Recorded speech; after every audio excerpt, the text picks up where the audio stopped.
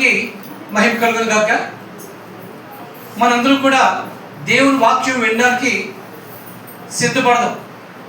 అయితే ఈ సమయంలో మీ అందరికీ కూడా నాదొక విన్నపం. పిల్లల్ని చాలా జాగ్రత్తగా మీరు చూసుకోండి. అటు ఇటు పరిగెత్తకుండా, అల్లరి చేయకుండా, మాట్లాడడానికి కూడా మంచిది కాదు. ఎందుకంటే మాట్లాడుతున్నప్పుడు విని ఆ యొక్క ఏ విషయాన్ని అయితే మనం వింటామో దాన్ని గ్రహించలేకపోతాం. కాబట్టి చాలా శ్రద్ధగా, ఎందుకంటే ఈరోజు దేవుడు దుడ్డు కన్ను పట్టుకున్నాడేమో అనిపిస్తుంది అర్థం. అందుకని చాలా జాగ్రత్తగా ఉందాం. మలాకీ గ్రంథము 1వ అధ్యాయము 6వ వచనం. మలాకీ గ్రంథము 1వ అధ్యాయము 6వ వచనం. కుమారుడు తన తండ్రిని గనపరచును కదా, దాసుడు తన యజమాని గనపరచును కదా. నా నామమును నిర్లక్ష్యపెట్టు యాజకులారా, నేను తండ్రిని అయితే నాకు రావాల్సిన ఘనత ఏమాయను? నేను యజమానునైతే నాకు భయపడేవాడు ఎక్కడ అని సైన్యములకు అధిపతియగు యెహోవా అడుగుతూ ఉన్నాడు. ఇక రెండో మాట, ఇర్మియా గ్రంథము 7వ అధ్యాయము 23వ మాట.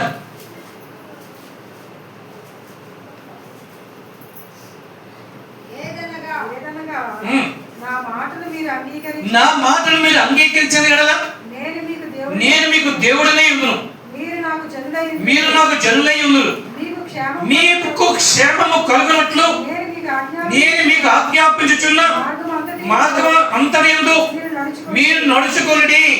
అంతే. ఇకపోతే అదే అధ్యాయంలో 32వ అధ్యాయం 33వ మాట. ఇర్మియా గ్రంథము 32వ అధ్యాయంలో 33వ మాట.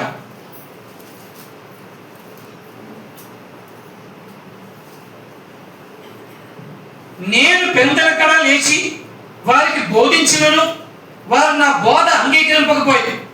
వారు నా తట్టు ముఖము తిప్పుకొనక వీపునే త్రిప్పుకొనిది. తర్వాత మాట మత్తయి సువార్త 13వ అధ్యాయము 15వ వచనం. మత్తయి సువార్త 13వ అధ్యాయము 15వ వచనం. నా ప్రజలు కన్నులారా చూచి చెవులారా విని హృదయముతో గ్రహించి మనసు తిప్పుకొని నా వలన స్వస్థత పొందకున్నట్లు వారి హృదయము క్రొవ్వినది, వారి చెవులు వినుటకు మందమైనవి, వారు తమ కన్నులు మూసుకొని ఉన్నారు కనుక మీరు వినుమట్టుకు విందురు కానీ గ్రహింపురు, చూచుడు మట్టుకు చూతురు కానీ ఎంత మాత్రము కూడా తెలుసుకొనరు. చివరిగా మరో మాట, కీర్తన గ్రంథం 81వ కీర్తన. కీర్తన గ్రంథము 81వ కీర్తనలో 13వ మాట చూద్దాం. అయ్యో నా ప్రజలు నా మాట విని ఎడ్లా, ఇశ్రాయేలు నా మార్గమును అనుసరించిన ఎడ్లా ఎంత మేలు. చాలు. వివిధ రకాలైనటువంటి బైబిల్లో ఇవ్వబడిన మాటల్ని క్రోడీకరించుకొని ఈరోజు దేవుడు మనతో ఏం మాట్లాడుతున్నాడో ఒకసారి ఆలోచన చేయడానికి మనం ప్రయత్నించాం. మొదటిగా మనం చూసుకుంటున్నప్పుడు మలాకీ 1:6లో ఏం చెప్తాడు? నేను మీ తండ్రిని కదా, ఒకవేళ నేను తండ్రిని అయితే నాకు రావాల్సిన ఘనత ఏది? ఒకవేళ నేను మీ యజమానుని అయితే యజమానికి ఇవ్వాల్సిన ఘనత ఏది అని ఆయన అడుగుతున్నాడు. ఎంత వేదన లేకపోతే ఆయన అడుగుతాడు అంటే మనం ఆయనకి సరైన రీతిలో ప్రతిస్పందించడం లేదు అనేది ఆయన యొక్క ఉద్దేశం. ఆయన మాట పలుకుతున్నా, ఆయన చెబుతున్నా, ఆయన బుచ్చగిస్తున్నా, ఆయన బోధిస్తున్నా, ఆయన ఉపదేశిస్తున్నా పెడచెవిని పెడుతున్నాం. ఆయనకి ఇవ్వాల్సిన ఘనతని మనం ఇవ్వట్లేదు అని ఆయన ఆవేదన చెందుతూ పలుకుతున్న మాటలుగా మనకు కనబడుతుంది. ఇక ఇర్మియా గ్రంథము 2:7-23 చూసినప్పుడు ఏమంటారు? నా మాటలు మీరు అంగీకరించిన యెడల నేను మీకు దేవుణ్ణి ఉండును. ఆయన ఏమంటున్నాడు? నేను తండ్రిని కదా, నాకు యజమానులు కదా, నాకు రావాల్సిన ఘనతని నాకు రావాలి కదా. ఆ ఘనత ఎలా వస్తుంది అంటే మీరు నా మాట వింటే కదా, మీరు నా మాట విని దాని ప్రకారం నడిస్తే కదా అని అంటూ, మీరు ఒకవేళ నా మాట విని నా మాట ప్రకారం మీ జీవితాల్ని నడుపుకుంటూ వాటి ప్రకారం సరి చేసుకుంటూ ఉంటే నేను మీకు దేవుణ్ణి ఉందును. ఎప్పుడు ఆయన మనకి దేవుడు ఏమిటాడు? ఆయన మాట విన్నప్పుడే ఆయన మనకి దేవుడు ఏమిటాడు. ప్రేమించుట అన్న మాట మనం చాలా ఎప్పుడు వింటూ ఉన్నాం, అవునా కాదు? దేవుని ప్రేమించండి, అదే కదా మనం చెప్తున్నది. ప్రేమించుట అన్న మాటకి అర్థం ఏంటంటే ఆజ్ఞను అంగీకరించుటే ప్రేమించుట. ఉట్టి నోటితో ప్రేమిస్తున్నాం అని చెప్తే కాదు, ఆయన మాటని మనం అంగీకరించినప్పుడే అది ప్రేమించాము అని దానికి సాదృశ్యం. ఇక్కడ ఆయన అదే అడుగుతాడు, ఒకవేళ నన్ను తండ్రిగా మీరు ప్రేమించినట్లయితే, నేను నన్ను యజమానిగా మీరు గౌరవించినట్లయితే నాకు రావాల్సిన ఘనత ఏది అంటే మన నుంచి ఆ ఘనత ఆయనకి చేరట్లేదు. అయినప్పటికీ ఆయన అంటున్నాడు, మీరు నా ఆజ్ఞలను పాటించి వాటి అనుసారం మీరు నడుచుకున్నట్లయితే నేను మీకు దేవుణ్ణి ఉండును. అంటే మన యొక్క యోగక్షేమాలన్నీ కూడా ఆయన చూసుకుంటారని చెప్పి మాట ఇస్తూ ఉన్నాడు. ఇకపోతే 32వ అధ్యాయం ఇర్మియా గ్రంథం 32-33 చూసుకున్నప్పుడు అక్కడ ఆయన ఏం చెప్తున్నారంటే, నేను పెద్దల కడనే లేచి వారికి బోధించినను వారు నా మాట అంగీకరించటం లేదు. ఆయన ఏమంటున్నాడు? మీరు నా మాట అంగీకరించినట్టే నేను మీకు దేవుణ్ణి ఉంటాను. ఈ రీతిగా నేను ప్రాతకాలంలో దినము ఆరంభం నుంచి దిన అంతం వరకు కూడా నేను బోధిస్తున్నా సరే మీరు నా మాట అంగీకరించట్లేదు. ఎందుకు అంగీకరించట్లేదు అంటే మత్తయి సువార్త 13:15 అంటూ ఉన్నాడు. ఏమిటంటే, ఈ ప్రజలు నా మాట విన్నట్టు నటిస్తున్నారు, చూస్తున్నట్టు అనుకుంటున్నారు, కానీ వింటున్నారే కానీ దాన్ని గ్రహించట్లేదు, చూస్తున్నారే కానీ దాన్ని అర్థం చేసుకోవట్లేదు. వారు ఏం చెబుతున్నారు? మనసు తిప్పేసుకుంటున్నారు. అందుకే కీర్తనకారుడు 81వ కీర్తనలో ఆయన తన యొక్క బాధని వెళ్ళగొక్కుతున్నాడు. ఏమిటి? అయ్యో, ఈ నా ప్రజలు నా మాట వింటే ఎంత మేలు. ఎవరికి మేలు? దేవుడిగా. ఆయన అంటున్నాడు, ఈ ప్రజలు నా మాట వింటే ఎంత మేలు. ఈ యొక్క 4 వాక్యాల యొక్క సారాంశం ఏమిటి అంటే, మనందరూ కూడా దేవుని హృదయాన్ని గాయపరుస్తున్నాం, దేవునికి వేదన కలగజేస్తున్నాం, దేవుణ్ణి దుఃఖపరుస్తున్నాం, దేవుణ్ణి ఇబ్బంది పడుతున్నాం. దేనివల్ల? మాట వినకపోవడం వల్ల. దేనివల్ల? మాట వినకపోవడం వల్ల. దేవుని మాట వినకపోవడం వలన మన వల్ల దేవుడు వేదన చెందుతున్నాడు అని ఈ విషయాలు మనకి చెప్తూ ఉన్నాడు. అందులో మనం ఎవరికి కూడా అతీతులు కాదు. ఒకసారో 2 సార్లు మనందరూ కూడా ఆయన్ని పక్కన పెట్టిన వారినే. నేనేదో బోధిస్తున్నాను కదా, నేనేదో అన్ని పాటిస్తున్నా అన్న నేను కూడా అనుకోవడానికి వీల్లేదు. మనందరూ కూడా దేవుని హృదయాన్ని గాయపరుస్తున్న వారిని. అందుకే అంటున్నాడు, అయ్యో, ఈ ప్రజలు నా మాటలు వింటే ఎంత మేలు, ఎంత మేలు అని ఆయన హృదయ వేదాన్ని ఆయన చెబుతూ ఉన్నాడు, వెళ్ళగలుగుతూ ఉన్నాడు. ఇంకో మాటలో చెప్పాలంటే ఆయన మన బట్టి అసంతృప్తి చెందుతూ ఉన్నాడు. మనల్ని బట్టి ఆయన సంతోషించట్లేదు. అర్థమవుతున్నదే? దేవుడు మనల్ని బట్టి బాధపడుతున్నాడు అంటే నేనేం బాధ పెట్టాను అని మీరు అడగచ్చు. ఆయన మనల్ని బట్టి సంతృప్తి లేదు ఆయనకి. మనల్ని బట్టి ఆయన సంతోషించట్లేదు.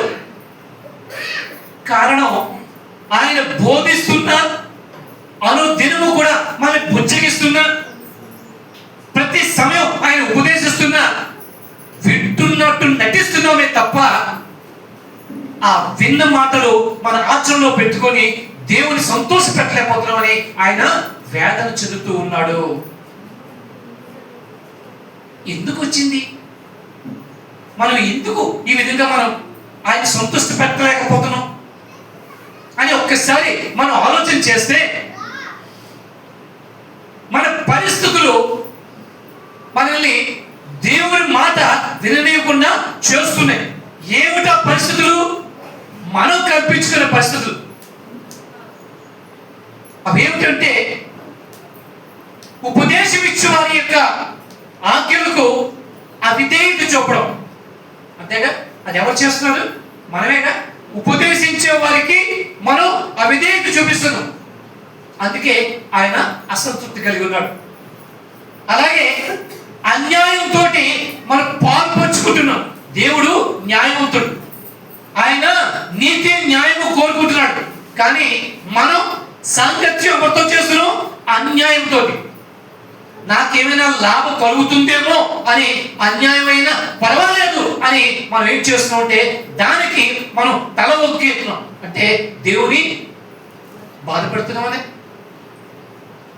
ఇక మూడోది, ఆయన ఎంత చెబుతున్నా కూడా మనం ఆ మాటని హృదయంలోనికి ఎక్కించుకోవట్లేదు. ఒక దగ్గర ఆయన అంటున్నాడు, పిల్లల గ్రోవిని ఊదినట్లు నేను ఊదుతున్నాను, కానీ మీరు చెవిటి పావుల వలె మీరు దాన్ని వినిపించుకోవట్లేదు. దేవుడు మనకి చెవులు ఇచ్చాడు. ఎన్ని ఇచ్చాడు? ఎక్కడెక్కడ ఉన్నాయి? ఉన్నాయా? మీ ఇద్దరు రెండు చెవులు చూపించండి అందరూ. ఎందుకు అలా పెట్టాడు దేవుడు? మనం అనుకుంటున్నాం ఇటు వినేసి వదిలేద్దామని. అందుగురించేనా? ఈ చెవులోంచి విన్నది మంచి గ్రహించుకోవడానికి, చెడు విడిచిపెట్టడానికి. మనం ఏం చేస్తున్నాం?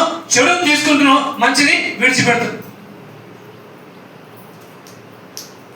కాబట్టి ఉపదేశాలని పెడచెవిని పెట్టడం.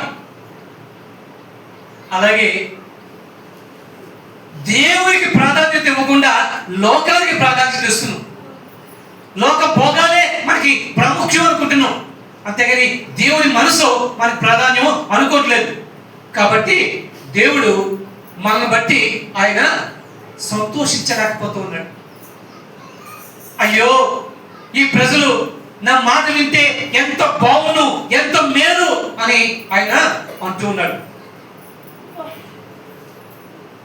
విసిగిపోయిన దేవుడు,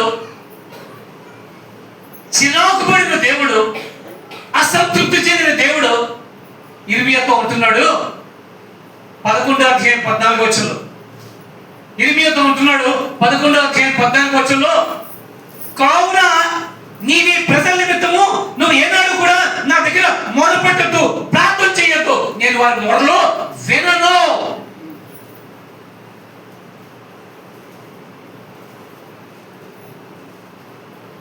మన గురించి మనకి దేవుడికి ప్రధాన యాజకుడుగా, మధ్యవర్తిగా యేసయ్య తండ్రి కృపాసనం కూర్చొని మనం విన్నపాలని కూడా తండ్రికి చేరవేస్తున్నాడు.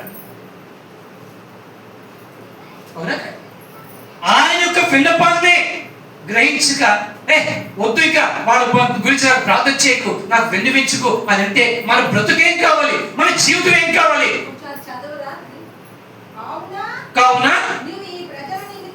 నేను ప్రార్థన చేయకము, వారి నిమిత్తము మొరపెట్టుకోము. ప్రార్థన చేయకము, వారు తమ కీడును బట్టి నాకు మొరపెట్టినప్పుడు నేను వినను. అది చూసారా? కావున నీవు ఈ ప్రజల నిమిత్తము ప్రార్థన చేయొద్దు, వారి నిమిత్తము మొరపెట్టొద్దు, ప్రార్థన చేయొద్దు. వారికి కలిగిన కీడును బట్టి మొరపెట్టినప్పుడు నేను వినను. కీడు అంటే దేవుని మాట వినకపోవడం వల్ల వచ్చే ఏ అపాయమైనా, కీడైనా, అనర్థమైనా ఏదైనా వచ్చినప్పుడు మన తలకెత్తి లేపి అయ్యో దేవుడు లేడా, రక్షించుడా, దేవా రక్షించుడా అని మొదలుపెడితే ఆయన ఏమంటాడు? నేను వినను. నీ చెప్పినంతసేపు నువ్వు పడిచెవులు పెట్టావు. నేను బోధిస్తున్నంతసేపు ఏమీ లేకుండా తీసిపారేసావు. నీ కష్టం వచ్చినప్పుడు నాకు వచ్చి మొదలు పెడతావు. ఈరోజు మన పరిస్థితి ఎలా ఉంది ఒకసారి మనం ఆలోచించుకోవాల్సిన విషయం. ఎందుకంటే దినములు చాలా చెడ్డవి. ఆయన రాక త్వరగా ఉంది. ఏ సమయంలో వస్తాడో తెలియదు. ఇటువంటి స్థితిలోనే మన జీవితాన్ని కొనసాగిస్తూ ఉంటే మన క్రైస్తవ జీవితానికి అర్థమే ఉంది. దేవుని పిల్లలను చెప్పుకొని దేవుని నామాన్ని అవమానపరుస్తూ, దేవుణ్ణి అసంతృప్తిపరుస్తూ, దేవుణ్ణి సంతోషపడలేకపోతుంటే ఎందుకు మన ఈ బ్రతుకులు? ఒక్కసారి ఆలోచించేద్దామా?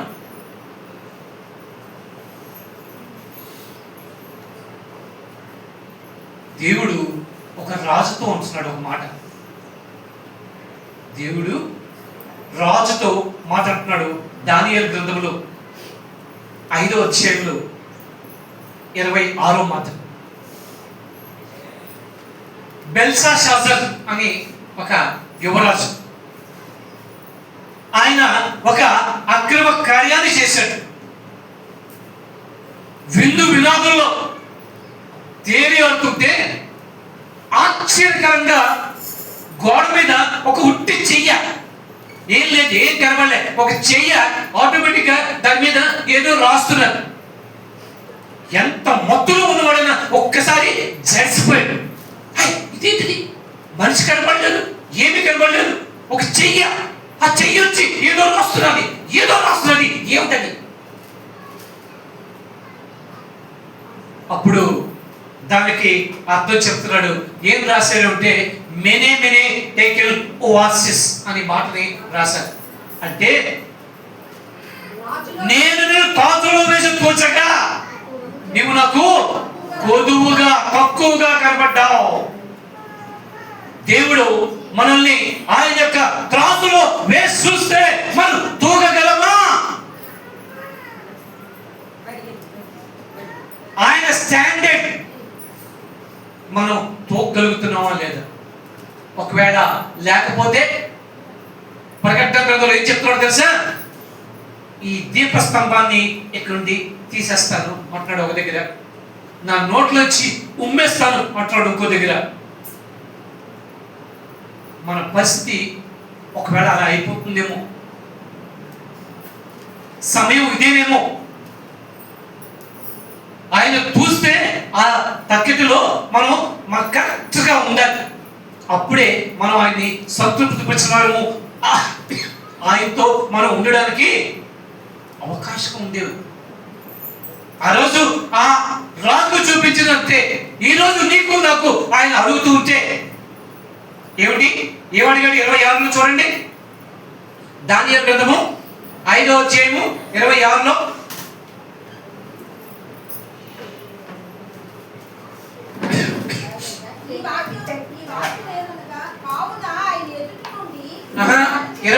చూడమ్మా, ఒక్క 26 కాదు 26 కాదు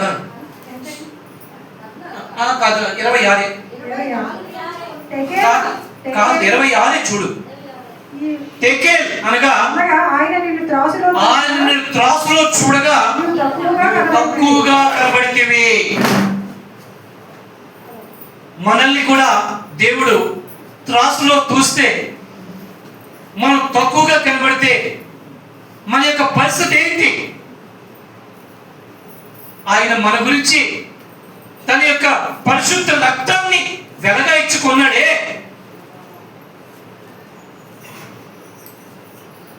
ఆ రక్తపు విలువను మనం తగ్గించేస్తున్నామా? దాంతో సరితూగలేదా? ఈరోజు నిన్ను నన్ను దేవుడు ప్రశ్నిస్తున్నాడు. మన పరిస్థితి ఏంటి? ఒకవేళ ఈ త్రాసులో తక్కువగా ఉన్నట్లయితే దేవుడు మనల్ని విధులు పెడతాడు. అక్కడ రాస్తూ ఉంటాడు, నీ రాజ్యాన్ని నేను తీసేస్తున్నాను. నువ్వు నాకు త్రాసులో తక్కువగా కనపడ్డావు కాబట్టి నీ నుంచి రాజ్యాన్ని తీసేస్తున్నాను. ఈరోజు మనల్ని కూడా నువ్వు తక్కువగా కనపడ్డావు, నీకు ఇచ్చే ఆ ప్రాధాన్యతని, నువ్వు విశ్రాంతిలో ప్రవేశించే ఆ అర్హతని నేను తీసేస్తున్నానంటే మన బ్రతుకులేంటి? మన పరిస్థితి ఏంటి? కాబట్టి ఇప్పుడైనా దేవుని మాటకి విధేయత చూపి ఆయన ఆజ్ఞ ప్రకారం మనం మసులుకోవడం మనందరికి కూడా 100% అవసరమే. ఏ మాత్రం కూడా మనం తల ఎగరవేయడానికి అవకాశాలు లేని పరిస్థితులు.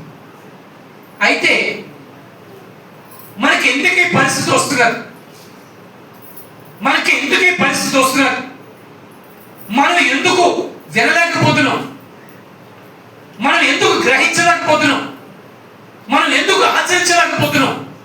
మనం ఎందుకు ఆయన తూకంలో తక్కువగా కనపడుతున్నాం? ఒక్కసారి మనం పరీక్షించుకుందామా? ఒకవేళ అదే లోటు నీలో నాలో ఉంటే సరిచేసుకునే అవకాశం ఉంటుందిగా, సరిచేసుకోవచ్చుగా. చూద్దాం ఏమిటా విషయాలంటే, మొట్టమొదటిది మనం మన ప్రాధాన్యత ఏమిటి చూసుకోవాలి.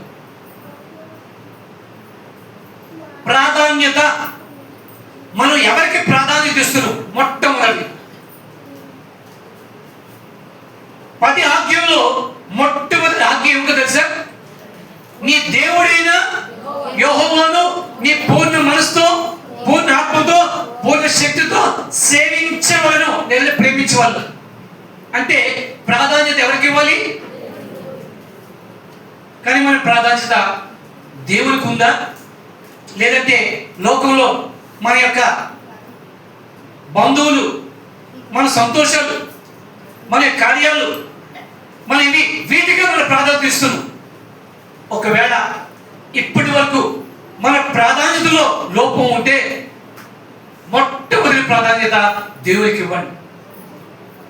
అందుకేగా ఈ నెలలో దేవుని యొక్క వాగ్దానం మనకు ఎలా వచ్చింది? నీ మార్గములో ఆయనకి అప్పగించుము, ఆయన నీవు నమ్ముకును, అప్పుడు ఆయన నీ కార్యము సఫలము చేయును. అంటే ప్రాధాన్యత ఆయనకి ఇచ్చి ఆయన చేతులు పెడితే ఆయన నీ కార్యం సఫలం చేస్తాడు.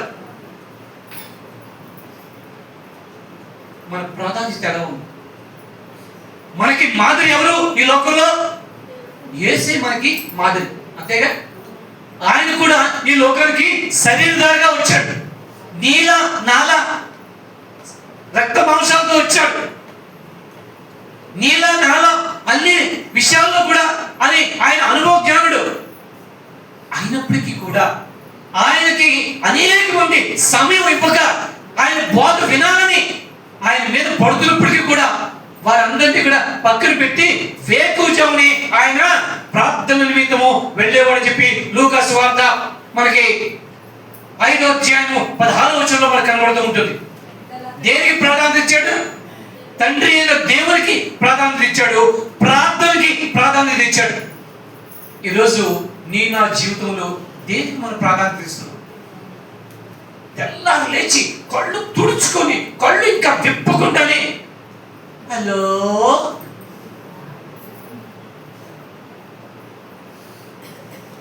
మెసేజ్ ఏమొచ్చింది, ఎవరు కాల్ చేశారు, ఎవరు నా గురించి వెతికారు, అవునా? నిజంగా ఒప్పుకుందాం మన ప్రాధాన్యత ఎవరికి ఉంది?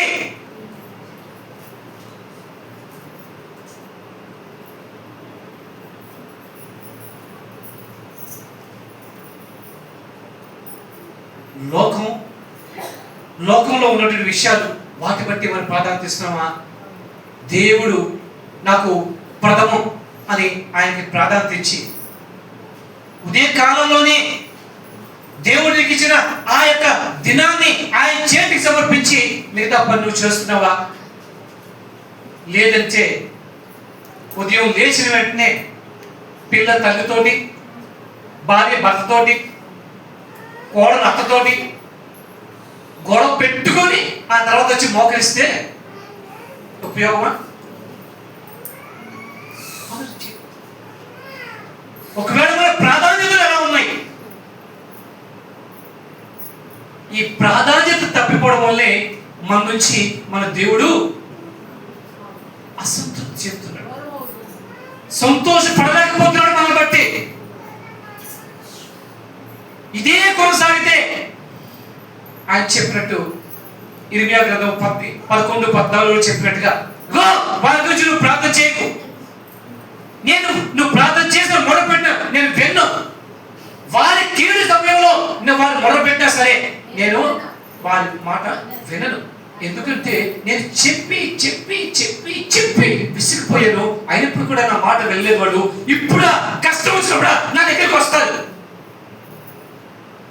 అని అడుగుతాడేమో.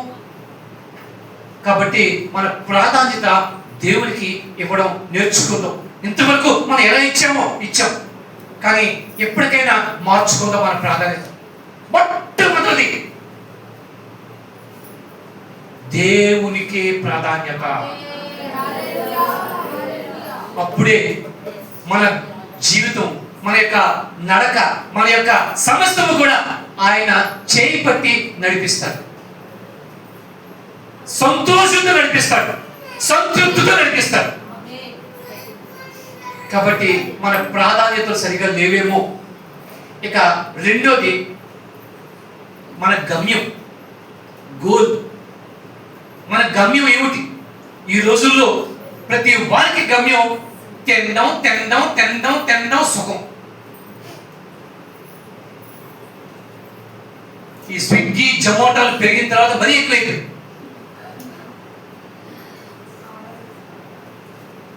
తిండికే ప్రాధాన్యత. పైపించి ఉంటుంది కదా సార్, ఎన్నాడు బతికేస్తామండి. అవునే, ఇదో డైలాగు. ఇంకా లోకంలో సుఖాలన్నీ కూడా అనుభవించాలి. బ్రతుకున్నప్పుడే కదండి ఇవన్నీ అనుభవించాలి, చచ్చిపోయిన తర్వాత అనుభవిస్తామా? అవునా? ఇవి మన గోల్స్. ఇంకా లేకపోతే తెలివైన వాళ్ళు, కొద్దిగా బాగున్న వాళ్ళు, మంచి హృదయం ఉన్నవాళ్ళు, మా పిల్లలు బాగా చదువుకోవాలి, మా పిల్లలు డాక్టర్ చెయ్యాలి, మా కూతురికి ఒక మంచి సంబంధం తెచ్చిపెట్టాలి, నేను మా పిల్లలకి 4 అంతస్తుల బిల్డింగ్ కట్టివ్వాలి. ఇవే మన యొక్క గమ్యం. కానీ దేవుడు ఏం చెప్తున్నాడు? నరుని హృదయంలో ఆత్మ దేవుడు పెట్టిన దీపం. నీలో ఆ దీపం మళ్ళా తిరిగి ఎక్కడికి వెళ్ళాలి? ఆయన దగ్గరికి వెళ్ళాలి. అదే గమ్యం. ఆ గమ్యం గురించి ఆలోచిస్తున్నావా, లేదంటే ఈ యొక్క తాత్కాలికమైనటువంటి ఈ గమ్యాల గురించి ఆలోచన చేస్తున్నావా? ఒకసారి ఆలోచన చేసుకుందాం. అందుకే అపోస్తలుడు పౌలు అంటున్నాడు, భూలోక సంబంధమైన దాని గురించి మీరు వెంపలాడద్దు, పైనున్న వాటిని, భూలోక సంబంధం గురించి వాటి విషయాలు మీరు దృష్టి పెట్టద్దు, పైనున్న వాటిని వెతకండి. అబ్రాహాము, ఇస్సాకు, యాకోబు ఈ ముగ్గురు గురించి మీరు ఎప్పుడైనా విన్నారా? ఎందుకంటే దేవుడిని అడ్రస్ అడిగితే దేవుడు చెప్తున్నాడు, ఎవరవయ్యా నువ్వు అంటే, నేనా అబ్రహాము దేవుణ్ణి, ఇస్సాకు దేవుణ్ణి, యాకోబు దేవుణ్ణి అంటున్నాడు. ఎందుకు? వారు ముగ్గురు కూడా ఈ లోకంలో జీవించినప్పుడు ఏ నాడు కూడా ఈ యొక్క లోకంలో ఉన్న వాటి గురించి ప్రాధాన్యత ఇవ్వలేదు, వారి గమ్యం అనుకోలేదు. వారు కేవలం ఒకటే అంటున్నారు, ఈ లోకంలో మనం యాత్రికులం, ఈ లోకంలో మనం యాత్రికులం. ఇవాళ కాకపోతే రేపైనా ఆయన పిలిస్తే మన ఇంటికి మనం వెళ్ళిపోవాలి. పునాదులుగా ఆ పట్టణంలోకి ఎదురు చూస్తూ ఉండేవారట. వాళ్ళకి ఏమైనా కుదువు ఉందా? నో.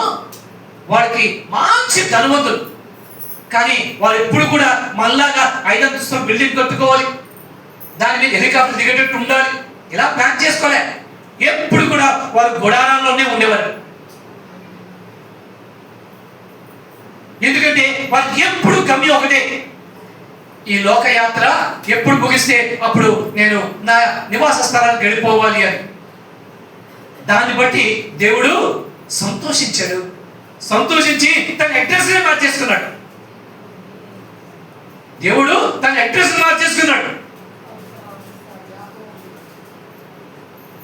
అడ్రస్లోని ఎప్పుడైనా మీరు రాసినప్పుడు, సపోజ్ వీడు ఉన్నాడు అనుకోండి, ఎవడు మన లోకేష్, ఎవరికైనా అడ్రస్ ఇవ్వాలంటే వాడు ఏం చేస్తాడు? పి లోకేష్ కేరా పి ధర్మ అంటాడు. కేరా అంటే ఆ యొక్క కేర్లో నేను ఉంటున్నాను అని. అవును, అంతేగా, ఆయన యొక్క అధీనంలో నేను ఉంటున్నాను అని చెప్పి ఇస్తాడు. ఇక్కడ దేవుడు అలాగే చేస్తున్నాడు. నేను దేవుణ్ణి, care of Abraham, care of ఇస్సాకు. ఎంత ఘనం చూడండి. ఈరోజు మన గమ్యం ఏమిటి ఒకసారి ఆలోచన చేసుకుందాం. ఆ గమ్యాన్ని స్థిరపరచుకోలేకే ఈ భూ సంబంధమైన విషయంలో తలకిందులైపోయి, తలకొంటులైపోయి, దెబ్బలాట్లు, వాగ్వాదాలు, గొడవలు అన్నీ కూడా. ఎందుకంటే మన గమ్యం ఇక్కడే. దాన్ని బట్టి దేవుడు సంతోషపడట్లేదు. ఇక మూడోది,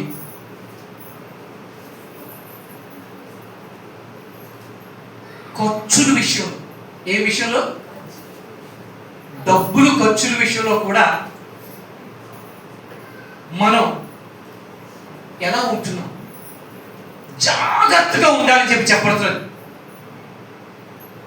కీర్తనకారుడు సామెతలో జ్ఞాని సొలొమోను సామెతలు 30లో అందులోని ఎక్కడ రాస్తున్నా 8-9 వచ్చారు. దేవా, నేను చనిపోయే ముందు 2 మనవులు నేను నిన్ను అడుగుతాను. ఏమిటంటే, వ్యర్థమైన వాటిని, అబద్ధములను నాకు దూరంగా ఉంచు. ఓకే, అది బాగానే ఉంది. రెండోది, నన్ను ధనికులనైనా బీదవాడినైనా ఐశ్వర్యములకు దయచేయకపోయి తగినంత ఆహారం. కారణం, ధనం పెరిగితే గర్వించి నువ్వెవడవయ్యా అని దేవుణ్ణి అడుగుతామేమో. దరిద్రులు ఉంటే దొంగతనం చేసి దేవుని నామాన్ని అవమానపరుస్తామేమో. ఈ రెండు లేకుండా సమతుల్య స్థానం నాకు అనుగ్రహించవా అని ఆయన అడుగుతున్నట్టుగా మనం చూస్తున్నాం. ఈ రోజుల్లో విలాసాలు, గొప్పలు ఎక్కువైపోయి ఖర్చులు ఎక్కువ పెడుతున్నాం. అప్పు చేసి ఈ రోజుల్లో పిల్లలు జబర్దస్తులు పాడైపోవడానికి కారణం ఎవరో తెలుసా? తల్లిదండ్రులు ఖర్చులే. 10th క్లాస్ పాస్ అవడు, ప్యాంట్లు స్టైల్స్ వేసుకొని, నానా నాకు యమా బండి కావాలి.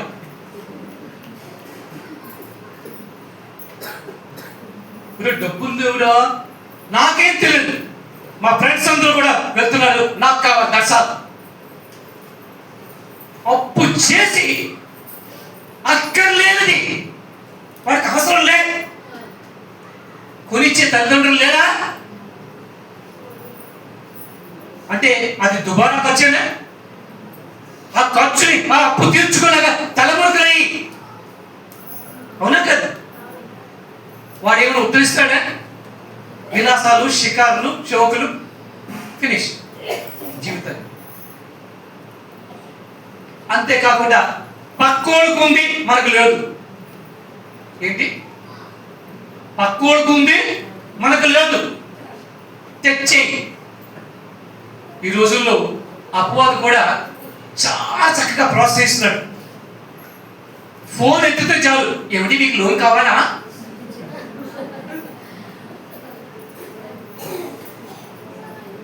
అదేదో మన చుట్టంలాగా. నాకు చాలాసార్లు నా ఫోన్ వస్తే నేను నేను అడిగానా అడిగాను, టక్కన పెట్టేసాడు.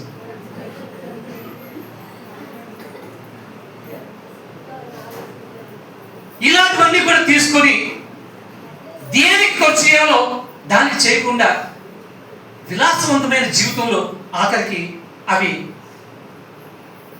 గమ్యం ఎక్కడికో తెలుసా? ఎక్కడికి?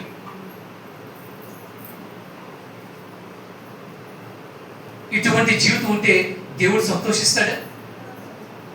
ఒకసారి ఆలోచించే. మన పరిస్థితులలో ఉన్నాయేమో. ఇకపోతే సంబంధ బాంధవ్యాలు కూడా, మన రిలేషన్స్ సరైన రీతిలో మనం పాటిస్తున్నామా? తండ్రి బాధ్యత, తల్లి బాధ్యత, పిల్లల బాధ్యతలు సక్రమంగా సమయంగా నెలకొల్పుకుంటున్నామా? ఈరోజు పిల్లలు చూసే తల్లిదండ్రులు గడగడలాడిపోతున్నారు. పిల్లలు చూసి తల్లిదండ్రులు గడగడలాడిపోతున్నారు. కారణం బ్లాక్ మెయిల్ చేయడం మొదలుపెట్టారు. అత్త కూడా సంబంధాలు సరిలేవు, భార్యాభర్తల సంబంధాలు సరిలేవు. ఇక దేవుడితో ఏ సంబంధం సరిగ్గా పెట్టుకుంటారు? దేవుడు ఒక చక్కటి కుటుంబ వ్యవస్థని ఆయన ప్రణాళిక వేశాడు.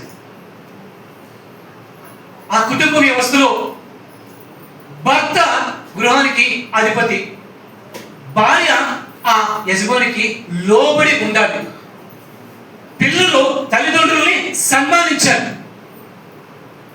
ఈ క్రమం ఎప్పుడైతే తప్పిపోతుందో కుటుంబాలు ఇష్టానుసారం వెళ్ళిపోవడానికి అవకాశం, బంధాలు తెగిపోయి. వీటన్నిటిని బట్టి దేవుడు సంతోషిస్తాడు. ఆయన ప్రణాళిక ఏంటంటే నీ కుటుంబాన్ని బట్టి నీ సంఘాన్ని, నీ సంఘాన్ని బట్టి నీ సమాజాన్ని, నీ సమాజాన్ని బట్టి రాజ్యాన్ని ఆయన మేలు చేయాలని చెప్పి చూస్తున్నాడు. ఈ పునాదైన కుటుంబమే సంబంధ బాంధవ్యాలు నిరపక పాడైపోతే ఆయన సంతృష్టి చెందగలడు. ఈరోజు మన బంధాలు ఎలా ఉన్నాయి? కేవలం డబ్బుతోనే మన బంధం.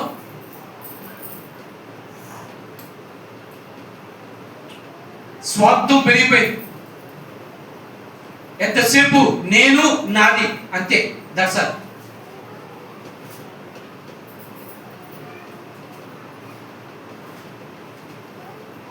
న్యూస్లు చూస్తున్నాను, లోబడి ఉండవలసిన భార్యలు కూడా ఏమి కాకుండా భర్తలు హత్య చేసి పారేస్తారు.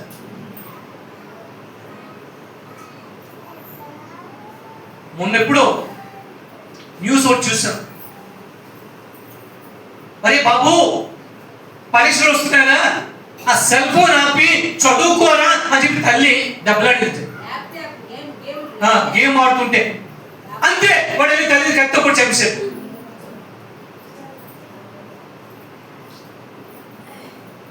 సంబంధాలు మన చుట్టుపక్కల మనం చూస్తున్నాం. ఒకవేళ మన కుటుంబాలు, మన పరిస్థితులు ఒకవేళ అటువంటి రీతిలో ఉంటే సరి చేసుకోవాల్సిన సమయాన్ని దేవుడు మనకి అందిస్తున్నాడు. చివరిగా ఈరోజు కీర్తనలో మనం చూసుకున్నాం, దేవుని యొక్క వాక్యము నిలకడైనది, విశ్వాస్యత కలిగినది. నీ వాక్యమే లేకపోతే నాకు కలిగే శ్రమలో నేను నశించిపోదునేవు అని కీర్తనకారుడు 119వ కీర్తన 91వ వచనంలో ఆయన చెప్తున్నాడు. నీ ధర్మశాస్త్రము నాకు నీ ఉపదేశంలో పెడచెవిన పెట్టలేదా? ఏదో ఒకసారి చదవండి. 119లో బహుశా 91, 92. నీ ధర్మశాస్త్రములకు సంతోషం ఇయ్యని ఎట్లా నా శ్రమలు యందు నేను నశించిపోదును. ఇందాక చెప్పని చూసారా? ప్రాధాన్యత. ఎవరికి ప్రాధాన్యత ఇవ్వాలి? దేవునికి ప్రాధాన్యత ఇవ్వడం అంటే ఏంటి? బొమ్మ పెట్టుకొని అలా అండమా. ఆయన మాటని మనం వల్లి వేసుకోవడం, ఆయన మాటను మనం వల్లి వేసుకోవడం. కీర్తనలో మొదటి కీర్తనలో ఏమన్నాడు? ఎవరైతే దేవుని ధర్మశాస్త్రముదు దివారాత్రులు ఆనందిస్తారో వారు ధన్యుడు.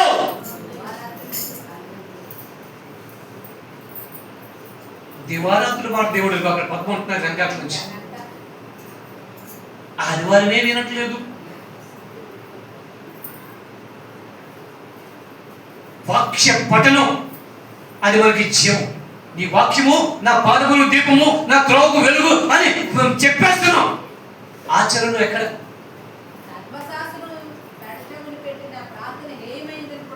అంతే.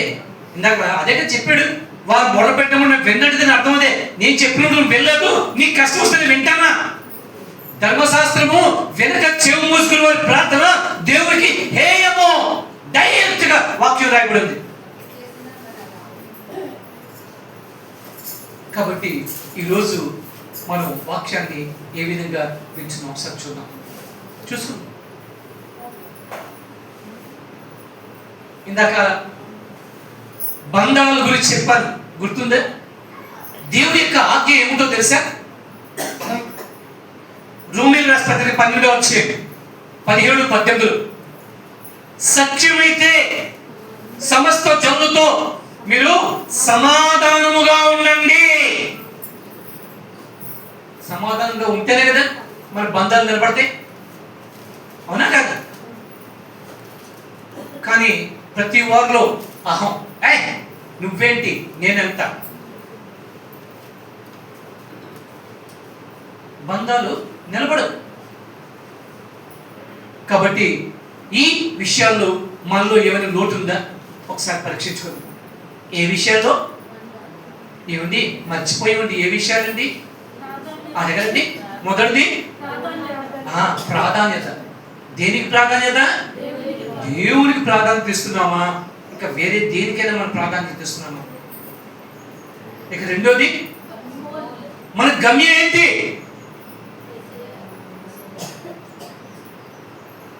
మన గమ్యాన్ని నిర్ణయించుకోవడంలో దేవుణ్ణి సంతృప్తి పరుస్తున్నామా లేదంటే దేవుణ్ణి బాధపడుస్తున్నామా? ఇక మూడోది మన ఖర్చుల విషయం. వెచ్చలవిడిగా ఖర్చు పెట్టి అహంకారంతోనో దేవుడికి అవమానం తెచ్చే రీతిలో మనం ఉంటే దేవుడు దాన్ని బట్టి ఆయన ఏమాత్రం కూడా సంతోషించారు. తర్వాతది మన సంబంధ బాంధవ్యాలు. ఆయన అంటున్నాడు అందరూ కూడా సఖ్యతతో ఉండడం వస్తుంది. సఖ్యత ఎక్కడైతే ఉంటుందో అక్కడ ఇంకో పదం ఉంటుంది. ఏంటది? ఐక్యత. సఖ్యత లేకపోతే ఐక్యత ఉండదు. ఐక్యత ఎక్కడైతే ఉంటుందో అక్కడ ఏముంటుంది? ఆశీర్వాదము శాశ్వత జీవం ఉంటుంది. ఆ ఆశీర్వాదాన్ని శాశ్వత జీవాన్ని నీకు ఇవ్వడానికి దేవుడు సఖ్యతగా ఉండమంటున్నాడు, ఐక్యతగా ఉండమంటున్నాడు. ఇవన్నీ కూడా ఇప్పుడు మన సంబంధాలు బాగా ఉన్నప్పుడే. అటు దేవుడితో సంబంధం, ఇటు మనుషులతో సంబంధం. ఇక్కడ నుంచి చూడండి 4:12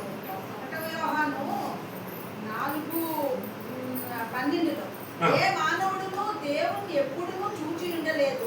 మనం ఒకరినొకరు ప్రేమించిన యెడల దేవుడు మన యందు నిలిచి ఉండును. ఆయన ప్రేమ మన యందు. మనిషి అన్నవాడు ఎప్పుడు కూడా దేవుని చూడలేదు.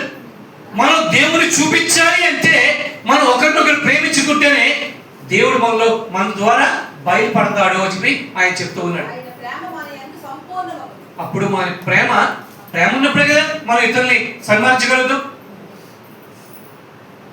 అది ఆ మాట చెప్తున్నాడు.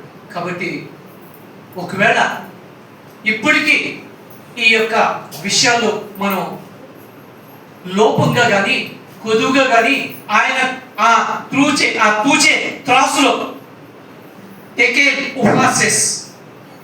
నేను నిన్ను చూస్తే నువ్వు నాకు తక్కువగా కనబడ్డావు కాబట్టి నీ రాజ్యాన్ని నీ నుంచి తీసేస్తున్నాను అని ఆ రాజుతో చెప్పిన ఈరోజు ఇదిగో నిన్ను కూడా నేను ఈ త్రాసులో వేసి చూస్తే అచ్చే అట్టడుగును ఉన్నావు, కాబట్టి నేను ఉమ్మేస్తున్నాను, తీసేస్తున్నాను, తోసేస్తున్నాను. అంటే మన బ్రతికేం కాదు, మన పరిస్థితి ఏం కాదు. ఒకసారి ఆలోచన చేసుకుందాం. దేవునికి ఇష్టలుగా ఉండడానికి మనం శతవిధాల ఏమంటారు దాన్ని, శతవిధము అన్న దాని పదానికి అర్థం ఏమిటో తెలుసా? శత అంటే 100. టీచర్ చెప్తున్నారు. అంటే అన్ని విధాల 100కి 100 పాళ్ళు అన్ని విధాలా కూడా మనం ప్రయత్నము చేయాలి. ఏం చేయాలి? చేయవలసింది ఎవరిలో ఉంది? 100కి 100 పాళ్ళు ప్రయత్నం చేయాల్సిన వాడిని మనము. దేవుడు నిన్న రాత్రి మనం చూసుకున్నాం, ఆశీర్వాదాన్ని ఇచ్చేశాడు. మీరు అభివృద్ధి చెందండి, ఫలించండి, వృద్ధి పొందండి, విస్తరించండి అంటే ఆయన ఆశీర్వాదాన్ని ఆయన ఇచ్చేశాడు. చెట్టు నిండా ఆశీర్వాద ఫలాలే, నువ్వు వెళ్ళి కోసుకోవాలి అంతే. దశ కోసుకోగలుగుతున్నావా? ఇది ఈరోజు మనకి ప్రశ్న. సమయం మరలా ఇటువంటిది రాకపోవచ్చేమో. దేవుని సంతృష్టి తెచ్చే జీవితాలు మనకు కావాలని చెప్పి ఆయన అంటున్నాడు. మనం సంతృప్తి పడిపోతున్నాం. దేనితో? అన్ని మాటలు వదిలేస్తున్నాం. ఏది? బైబిల్లో ఉన్న అన్ని మాటలు వదిలేస్తున్నాం. ఒక్క మాట పట్టుకొని మనం సంతోషపడిపోతున్నాం. రోమీయులకు రాసిన పత్రిక 8వ అధ్యాయము 28వ మాటను పట్టుకొని అమ్మయ్యా అనేస్తాం. ఏమిటి? దేవుని ప్రేమించే వారికి, ఆయన సంకల్పం చెప్పిన పిలబడ్డ వారికి మేలు కలుగుటికే సమస్తమును సమకూడి జరుగును. ఇక్కడ 2 పదాలు ఉన్నాయి. ఒకటి దేవుని ప్రేమించేవారు అంటే ప్రేమించేవారు ఈ యొక్క లక్షణాలు ఏవి కూడా కలిగి ఉండకూడదు. మన పదం ఒకటే, ప్రేమించడం కదా, దానికి ఉంది, మేము దేవుని ప్రేమించేస్తున్నామండి. కానీ ప్రేమించే వారికి ఈ లక్షణాలు ఉండకూడదు. వీటిని పరిపూర్ణంగా సరి చేసుకొని ఉండాలి. అలాగా దేవుని ప్రేమించినప్పుడు, అలాగే దేవుడిచ్చే ఏర్పాటు చేసుకునేవారు, దేవుడు చే ఏర్పాటు చేసుకునేవారు. దేవుడు ఎవరిని ఏర్పాటు చేసుకుంటాడు? అల్లా టప్పగా చేసుకుంటాడా? ఆయన దృష్టికి యోగ్యులైన వారిని చేసుకుంటాడు. అంటే ఆయన దృష్టికి యోగ్యత కలిగి ఉండాలి. అటువంటి వారికి సమస్తము కూడా దాన్ని మనం చూసి చక్కగా గుర్తుకొని మందే మందే అనుకుంటున్నాం, పొందుకోలేకపోతున్నాం. ఆలోచించారు. ఈ సమయంలో ఒక్కసారి ఆలోచన చేద్దాం, మన పరిస్థితి ఏంటి, ఏ స్థితిలో మనం ఉన్నాం. ఆయన దృష్టిని ఆకర్షించేవారుగా మనం ఉన్నామా? ఎలా ఉన్నాం? మనకు మనముగా వ్యక్తిగతంగా మనలో ఉన్న దౌర్భాగ్య గుణం ఏంటో తెలుసా? ఇతరులతో పోల్చుకుంటాం. ఆడకన్నా నేను బాగానే ఉన్నాను, ఎవరికన్నా ఆడకన్నా నేను బాగానే ఉన్నాను. ఆడు పెద్ద దొంగ, నేను చిన్న దొంగ, ఇద్దరు దొంగలే. అది బాగానే ఉంటే అసంతృప్త. ఎవరితో పోల్చుకోవాలి? మనకి మాదిరి ఎవరు? యేసుక్రీస్తు మనకి మాదిరి. అందుకే అపోస్తలుడు పౌలు ఏమంటాడు? క్రీస్తు మనసుని కలిగి ఉన్నవాడు క్రీస్తు వలె ఉంటాడు. మనకి ఆ పేరు కూడా అదే పెట్టారు, క్రైస్తవులు. క్రైస్తవులు అంటే ఏంటి తెలుసా? క్రీస్తుని అనుసరించువారు. పేరైతే పెట్టేసుకున్నాం, ప్రవర్తన ఇది. అందుకే ఈరోజు లోకంలో అవహేళనకి మనం గురవుతున్నాం. కారణం మన నడక, మన జీవితాలు, మన మాట, మన సంబంధాలు, మన ప్రయారిటీస్ ఏమీ కూడా సరి అయిన మోతాదులో లేక ఇప్పటికైనా మించిపోయింది లేదు. ఇప్పుడైనాను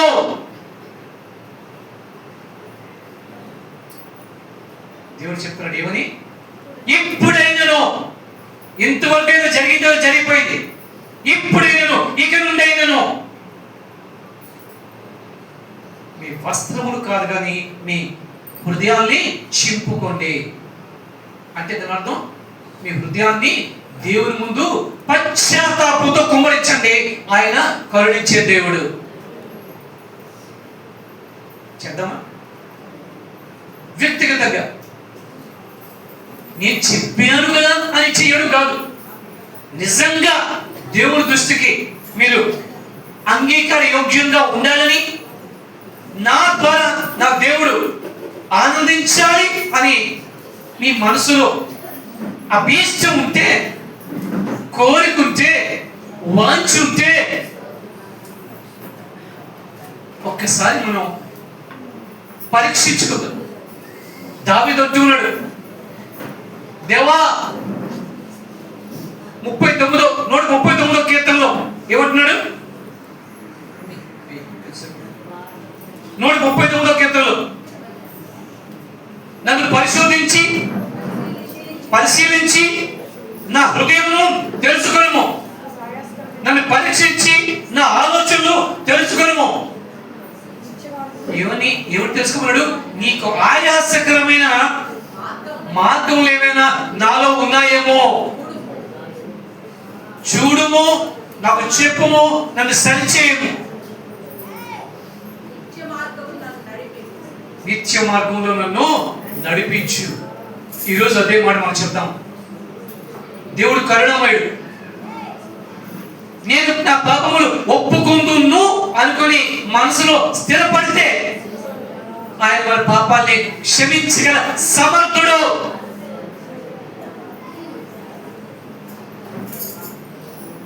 ఇటువంటి సమయం మరలా మనకి రాకపోవచ్చేమో.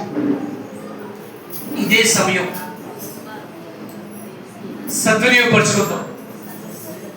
దేవుడి మాటల్ని దీవించి ఆశీర్వదించును గాక.